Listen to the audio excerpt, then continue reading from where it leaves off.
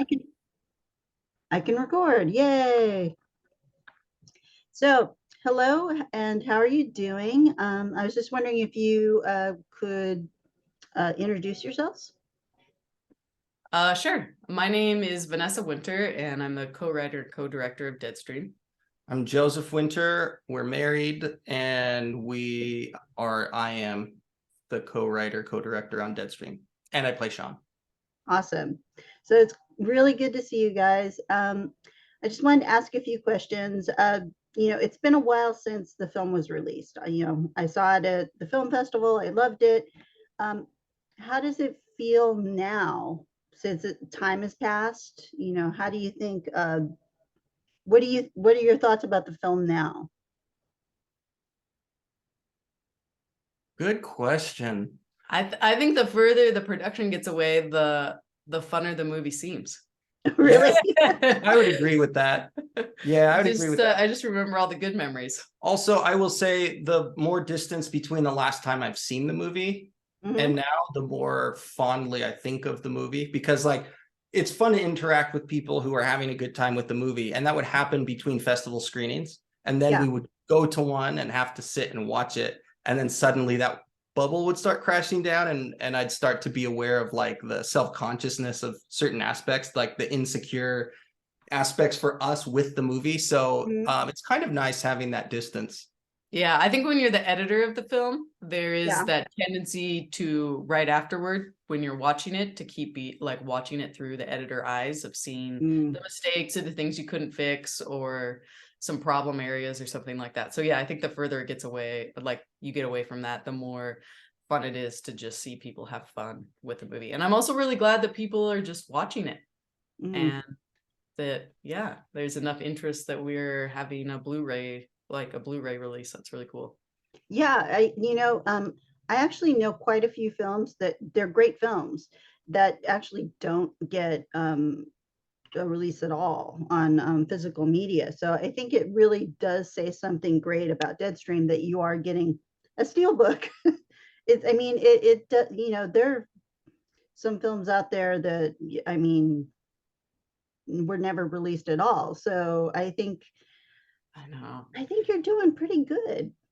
I will say, thank you for saying that. I will say our team was very shocked when we got news about the steelbook. That was, we were just like, oh, Blu-ray, and then we're like, oh, DVD, that'll be fine. It'll be on someone's shelf. But then they jumped just Blu-ray and said, actually, you're getting a steelbook. And we were in disbelief about that, because it didn't feel like Deadstream had any business having a collector's edition anything. And we're really grateful for how things have turned out with that. We also like physical media. We have a horror movie collection, so that's pretty fun. Okay, so I'm going to ask, because you mentioned it, how many pieces of physical media do you have? Blu-rays? Oh, we have. So I would VHS. We have problems. I would we have collector problems. I would say the numbers with VHSs is where it's probably the most out of hand. I actually had to start pruning the collection, remember, recently. I know. Which sucks. But not the horror stuff. It was more like we had to make room for kids' books. Yeah, children's books. But we're collectors. I don't know how many we have. In answer to your question. Sorry, I didn't mean to interrupt you. You just can't count that high. That's Oh my God. Well, that's the thing, is I find it very interesting that you still have videotapes. I have videotapes. I don't have a really large collection, because I lost a lot of stuff in some moves and various situations, but it's starting to grow again. And yes, I've looked through some boxes and I found some videotapes. I'm like, oh my God, I didn't know I still have that. Don't they have the best art though? Don't you feel? Because the VHSs that I have that I love putting on the shelf, they just have the coolest art. Now, horror has started doing that again with art. I feel like the distributors have started to catch up with what the horror fans want, because they used to, for a while, were very generic on DVDs and Blu-rays, but now they're starting to get a little bit more interesting, like something you would want to have on display, front facing on your shelf. But I feel like back in the day of VHS, most of the cover art was actually really cool stuff I'd want to have on my shelf. Yeah, I think that's because they really saw the value of having an extraordinarily good cover, because that could sell, honestly, a movie that wasn't very good. Yeah. I know. I was in a movie once and the cover art is great, but the movie.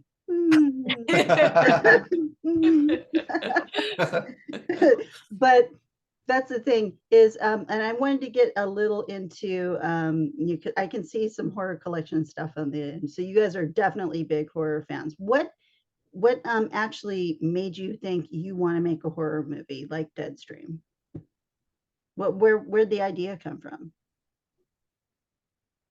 Well, do you want to go? It came, well, I think it came from a little bit of a different place for both of us.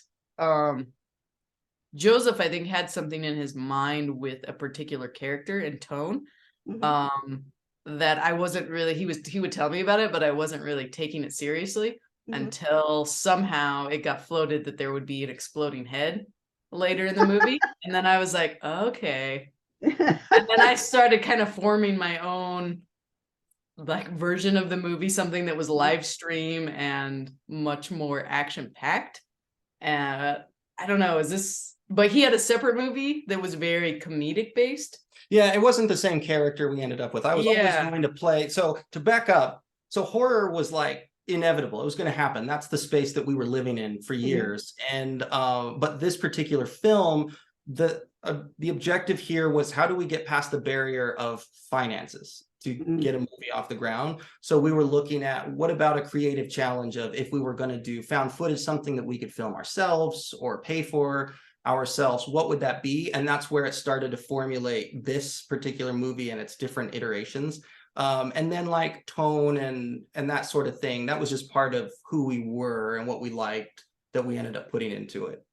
Yeah, I think Joseph first tapped into the soul of the movie when he was coming up with a character that was in a haunted house, but the opposite of somebody that would want to stay in a haunted house. Just somebody who was terrified of ghosts or the idea of it, but was in there by himself anyway. And then it kind of became, what kind of character would do that to themselves? And that kind of became the seed of the movie. And then as soon as I felt like it was gonna go Evil Dead or 80s creature feature, but be found footage, that became really fun to me. And then that's kind of how it happened. Yeah. So you guys are collaborators. Obviously you're married. How does the workflow or the division between like what you're doing, like where I guess like with writing and then eventually directing, like on set? That's evolving too, because every time a new project comes around, we start changing up how we've done it. And trying new things and trying to make it smoother, where we used to do everything the exact same way together. That over time is like, that's kind of a waste of having two people. And we're starting to find ways to delineate where we can end up getting more done, and use our strengths. So we're still working on that, but we were forced into that a little bit on the first day of Deadstream. It was very disastrous logistically, which led to creatively disastrous.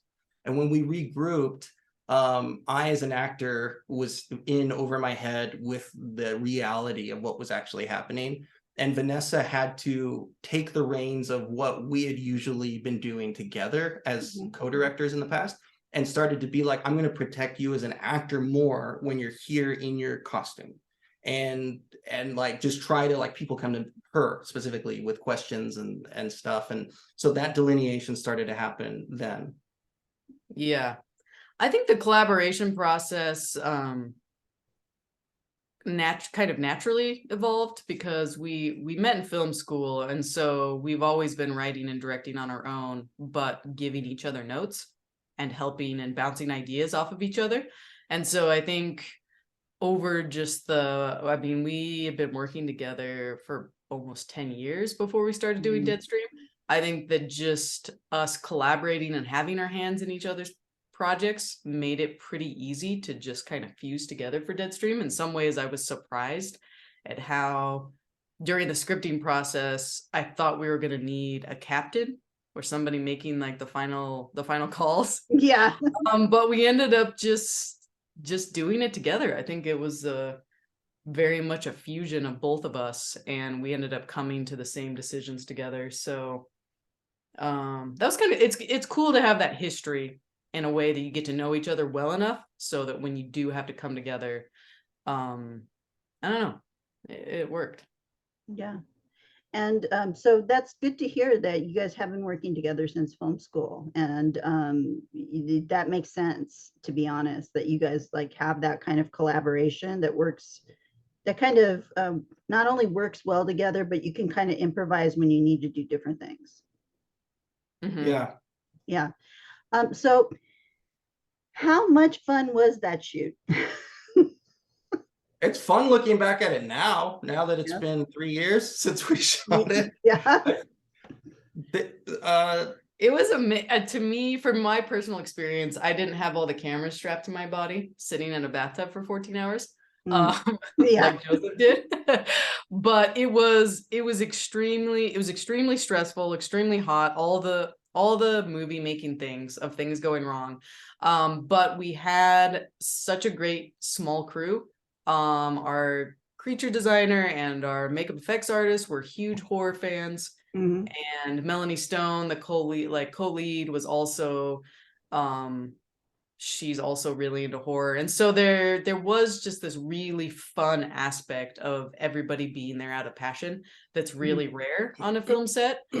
So for me, there was definitely the grueling hard times, but there was also a lot of highs. That's what I want to, just having fun making a horror movie. Absolutely. So when I say now that there's distance, I look back and like, well, that was fun, because it's easier for me to see the big picture of like what was really going on, which I felt even during the really hard times, which sometimes could be very excruciating physically.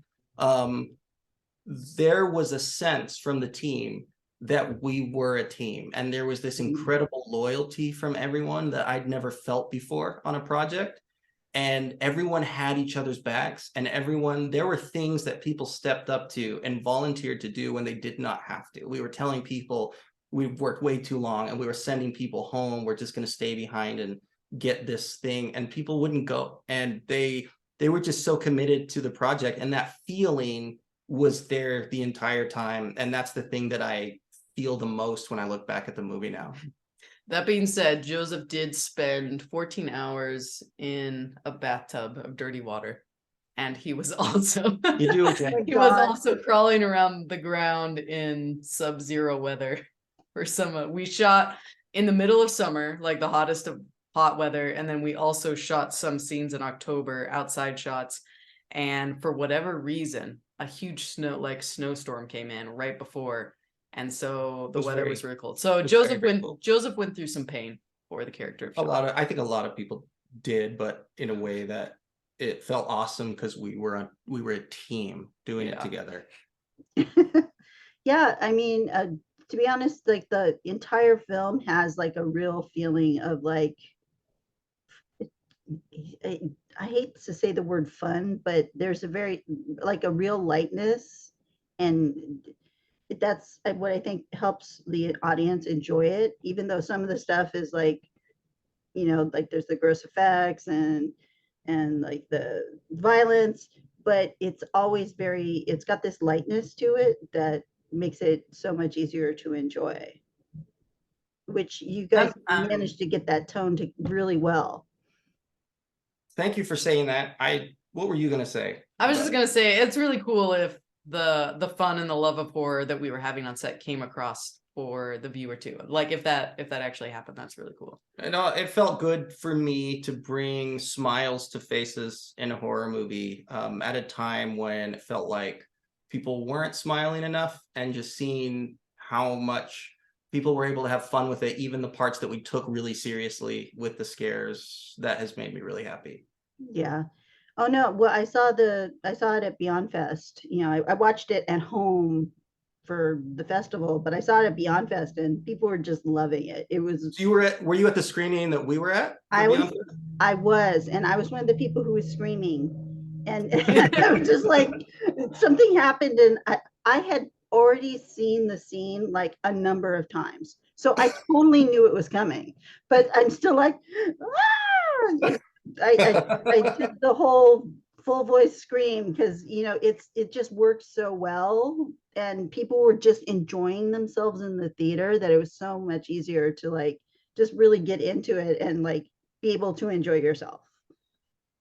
That was my favorite crowd, was the Beyond Fest crowd. Yeah, there were some really good ones along the way. Yeah. We had some really good experiences. Beyond Fest was next level. They were laughing at all of the jokes. The ones that never worked before, people were laughing. It was pretty cool.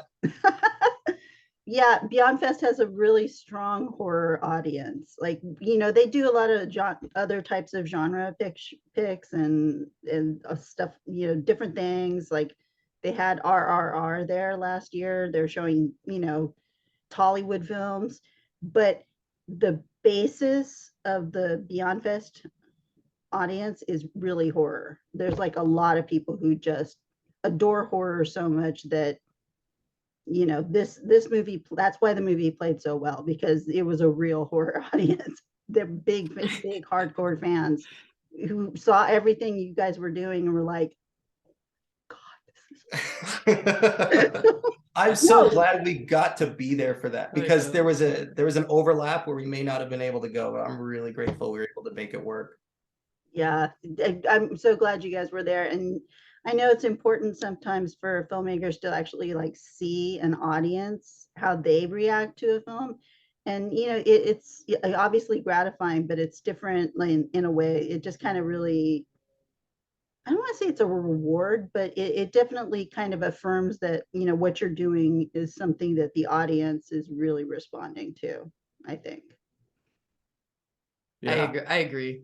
I think it's helpful in ways, like in one way, I think learning as a filmmaker, watching people respond to the story in real time is really helpful. And then I think it's also nice just because I think people make art and are fans of art to connect. And so I just really like the movie going experience for that reason, whether I'm the fan or the filmmaker. Yeah. Yeah, I think it really does change how you perceive a film, I think. Just from like watching it on TV, watching Deadstream on TV versus watching it in a theater, totally, it is another level. And I don't think you can really replace that type of thing at all. Watching it on a laptop or even in your house with a big screen and a big sound system, it's not the same.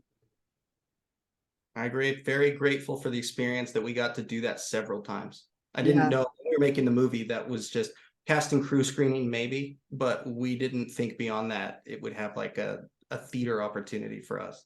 Yeah, and I'm so glad that you got that. What, we kind of talked, obviously they're the challenging things. While you were making the film, what were the most rewarding things for you? I think for me, it was seeing some of the risks pay off.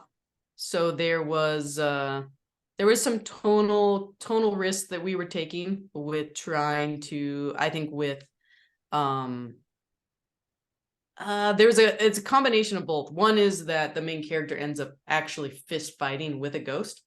So you're showing a lot of effects really close up and in a found footage way where the light is just blaring right on the makeup and the effects. And we wanted to do everything practically. So there was some big risks that we were taking there. And if you compare the first half of the movie with the second half of the movie, they're very different. The second half of the movie goes very bonkers and kind of off the rails. And we weren't sure if audiences would stick around for that. In both ways, we thought we might lose some people at the midpoint, and we thought some people might not make it through the first half of not a lot happening until all of the monsters show up. So I think seeing some of those risks pay off, seeing some of the creature effects that the team wanted to try, the designer and the makeup effects artist, seeing some of those work on camera, that was some of the most rewarding for me. I would agree. It's big swings that worked and that we didn't know worked until we were seeing it with people. Like in particular, one that I'm thinking of is there's a part where Sean is arguing with a rope that's hanging, and Yeah. you hear Mildred's voice, and it's just on his face, and they say weird things in that moment that struck me as really funny, but there was a self-consciousness about it. It's like, but what if it's not? And we didn't know all the way through the process, and you're watching it with people, you kind of forget about it, and then there are big laughs. And then, I mean, that feels really good to see, like, okay, doing something that was unusual but was instinctual is really fun to see that payoff. Mm. And about the effects, I think they worked wonderfully. I just wanted to like ask you a little bit about how you ended up working with the team that you worked with. Yeah, Troy Larson is the creature designer, and we had worked with him. I worked with him on a commercial project for Not Scary Farm, and Joseph originally linked up with him for some short films, and we were just really big fans of his work. And he was really into horror, and so we pitched it to him at kind of the perfect time because his current employment was being affected by COVID. So things were slow for him, and so it ended up being a great time where he could take on a bigger project. So we were just so lucky to have him because he's so creative and so into horror and creature effects, and he got the tone immediately. So that was just such an awesome collaboration. And then Michaela Kester is the makeup effects artist, and I've been following her for a while. And she's the same, just a horror fanatic, that I think his work is just so excellent. And so getting those guys together just ended up being really creative, mad, fun times. Yeah. In the best ways. Awesome. And Melanie, how did you find her? Because she's such a great part of the film. Melanie's she's so good. She's been a really close friend of ours, I would say, for like almost 10 years now, or maybe even a full 10 now. Yeah. So she was also a frequent collaborator that I think as soon as she was excited about the character, it brought a new dimension, because all of a sudden I could see a dimensional villain who would just be really fun and bring the comedy and the scariness. So that ended up being a big defining personality thing. We knew she could play the innocent Chrissy part really, really well. We knew there was that side to her. We also knew she could play the flip side really, really well. And we had that confidence writing it, knowing that she would do it. Yeah. And I like that you guys ended up working with her again, because your casting is really, really good with VHS 99 and your segment. Thank you. Having her in that, and kind of doing a different character, but also that's a little similar, but just like making it different and so fun. I mean, the segment was I really enjoyed the segment as well. It's just, again, so fun and just like wild. Thank you. I don't want to spoil the ending, but that ending, I was like, ooh. Oh my God, what did you guys do? But it's perfect for VHS. Because they've had like killer endings before where they're just like, you're just like, what the hell? And it totally fit in with that, with the movie's aesthetic. When you ended it just like that, it was like it was perfect. It was great fun, and I loved it too. And I love that you were working with Melanie again, because and the casting of the other characters was also very good. Thanks for saying that. We don't get to talk about VHS 99 very much. We just haven't, and the PR for that was very short-lived. Yeah. The actors we got to work with and the characters were really fun. And Melanie's also just an amazing storyteller. She's also a writer, and I feel like as a performer, she just always brings something extra special. So yeah. I have a special place in my heart for her VHS performance. I thought it was really fun. I thought you were going to say for her, period. That also okay, for I her. just VHS. Okay. Yeah, no, I thought, well, since I have you here, why not ask if that's cool? But yeah, I enjoyed it so much, and I just thought you guys really pulled off an impressive uh trick. You basically constructed hell. Just like you brought hell into it. Just like, oh my gosh. But yeah, it was really just the great a great like how they're always like, you're gonna have a great follow-up. You guys kind of already did. So so how did you end up getting involved with 99? You want to tell the story? Should I tell the true story?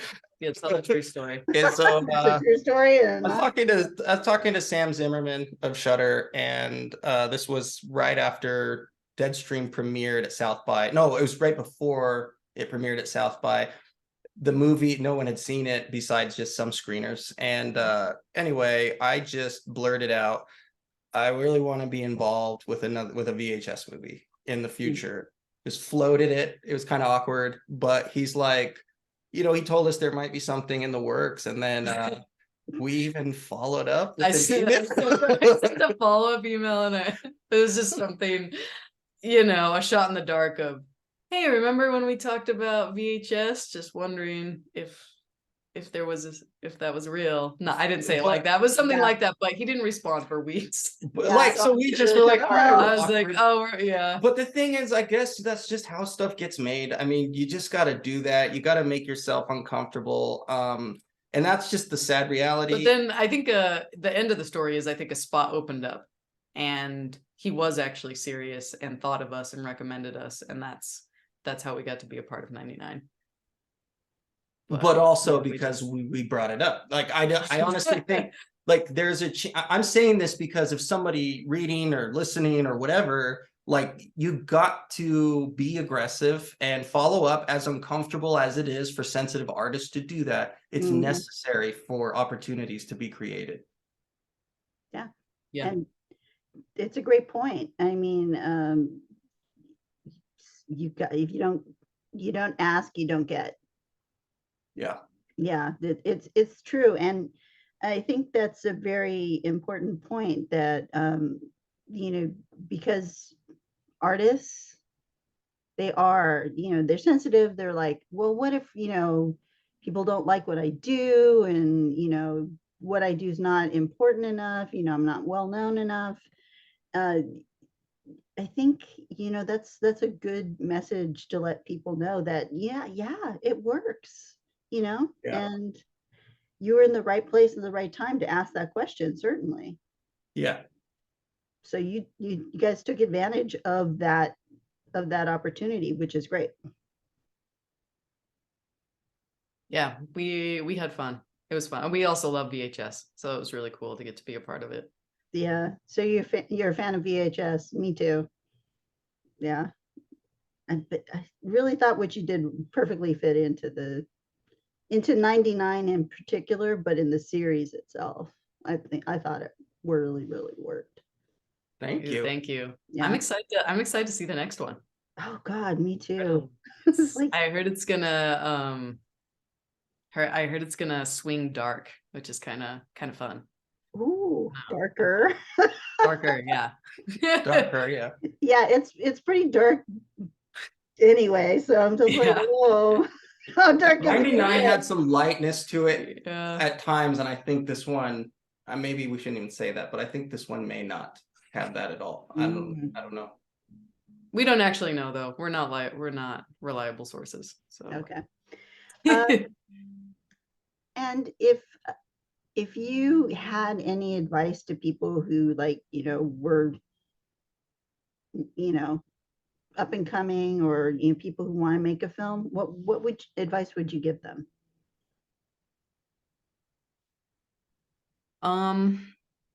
My advice is just to keep at it.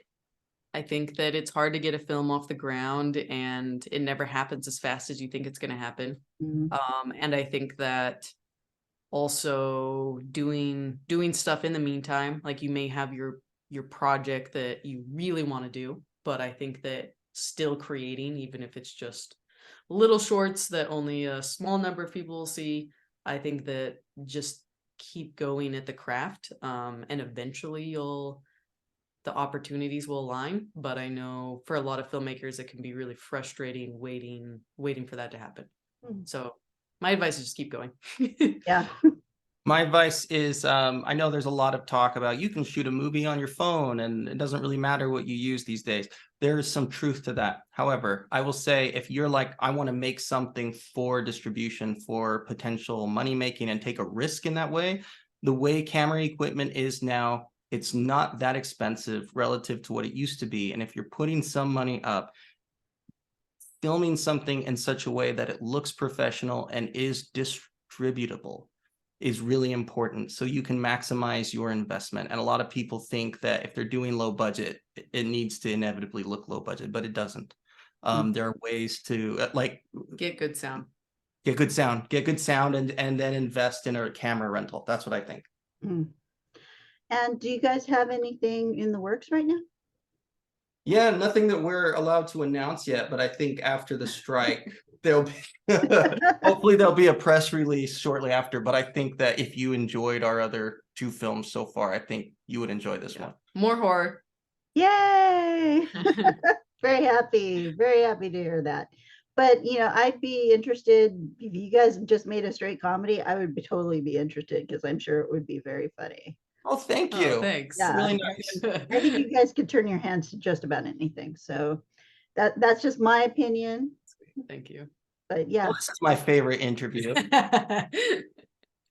I like you guys. I mean, it's funny because what you're talking about, like talking about like films as communication.